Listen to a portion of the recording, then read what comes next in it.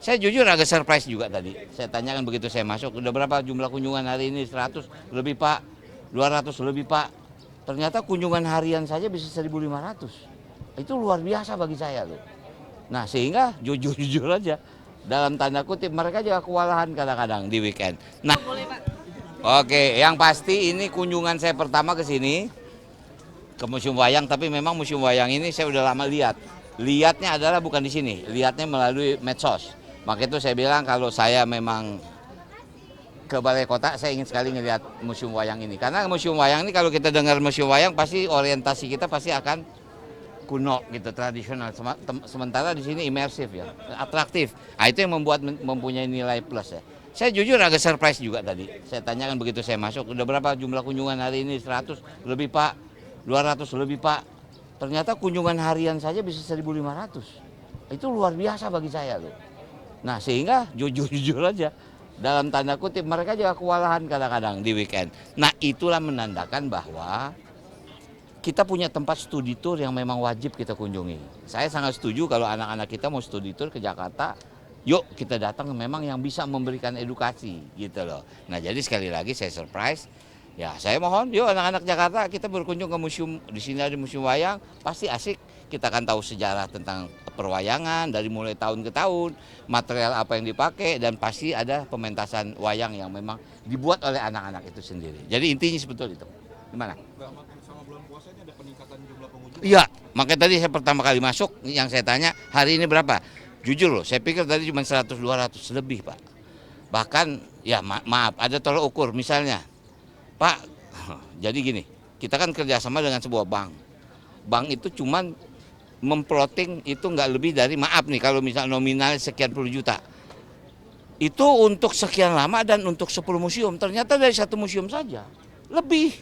Nah saya bilang ini mesti dibaca kan, artinya itu ditambah kapasitasnya. Karena kan masuk sini kan pasti dengan sistem kan, dengan online lah istilahnya. Itu sebetulnya menjadi tolok ukur bahwa tempat kunjungan itu menjadi tempat yang menjadi favorit. Nah itu kalau disetting pasti lebih asik gitu loh. Bang Ronald, Ya, bicara soal museum, tadi Anda mengaku impresif dengan museum ya. wayang ini. Ya. Di Jakarta banyak museum, apakah juga akan merevitalisasi museum lainnya? Contoh museum Pasti, batik di Tanah Abang. pasti. Itulah salah satu tugas saya. Karena gini, Jakarta akan menuju kota global.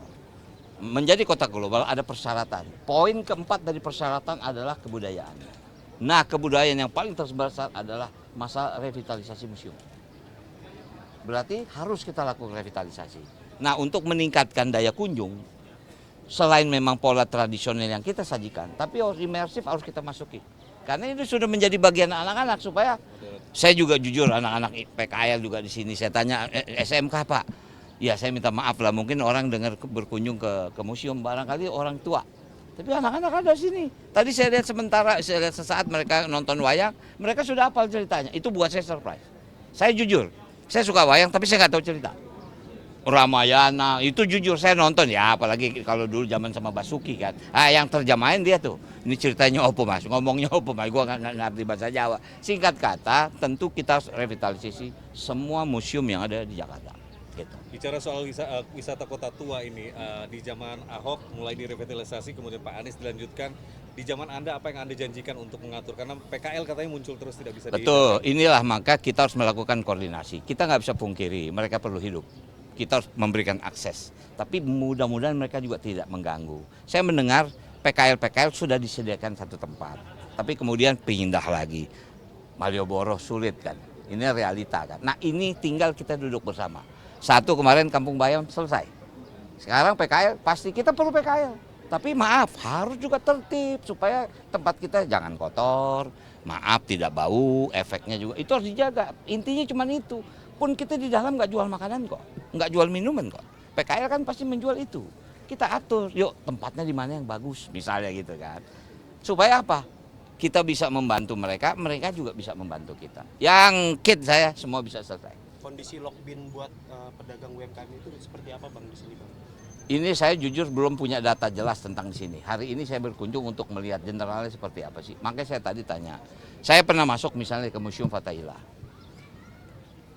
Itu udah lama, jujur mungkin udah 10-20 tahun yang lalu. Saya tanya sekarang isinya apa sih? Ya ada beberapa Pak, tapi masih banyak yang kosong. Gini, Indonesia ini sekarang menerima barang-barang artefak dari Belanda. Melebihi 1.000. Sebagian ada di Museum Gajah. Tapi kira-kira masih ada 900 lagi masih di negeri Belanda. Untuk ditaruh di sini saja, jujur pemerintah masih bingung mau taruh di mana. Nah, kalau memang ini mungkin tempat kosong bisa menjadikan juga bagian atraksi, kenapa tidak? Gitu loh. Selain program itu, kebetulan itu program saya waktu di Komisi 10. Saya membantu Kementerian Kebudayaan untuk mengembalikan artefak Indonesia yang ada di negeri Belanda seperti keris segala macam, dan itu juga sudah diletakkan di Museum Gajah sekarang. Tapi masih banyak yang mau masuk lagi ke sini. Nah, jadi itu harus disiapkan. Nah, inilah salah. Memang kunjungan saya nggak spesifik untuk ini ya, karena hari ini saya jam 3 akan ke Kemayoran Expo. Di situ juga ada pameran yang unik. Itu yang saya mesti kunjungi. Itu teman-teman juga, Bang, ayo dong Bang, kita bangun. Oke, saya datang. Artinya sekalian ngabuburit lah.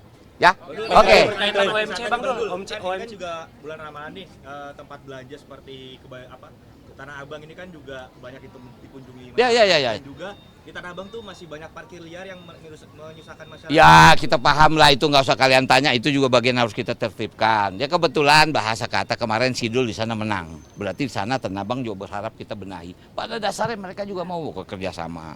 Cuman harus dikasih akses. PKL di sini harus dikasih akses. Tapi juga jangan semua akses dimanfaatkan, nanti malah jadi ribut sendiri kan. Yuk kita atur yuk.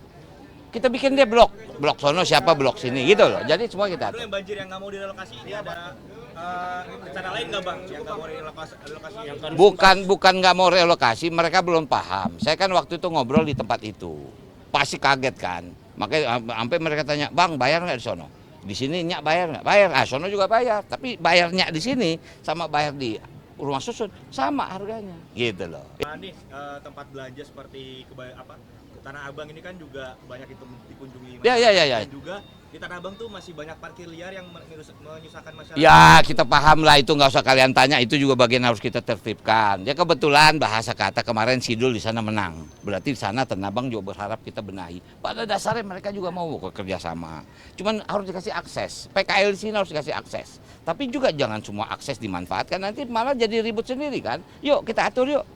Kita bikin deh blok sono siapa blok sini gitu loh. Jadi semua kita atur. Yang banjir yang nggak mau direlokasi ini ada rencana lain nggak Bang? Yang nggak mau direlokasi?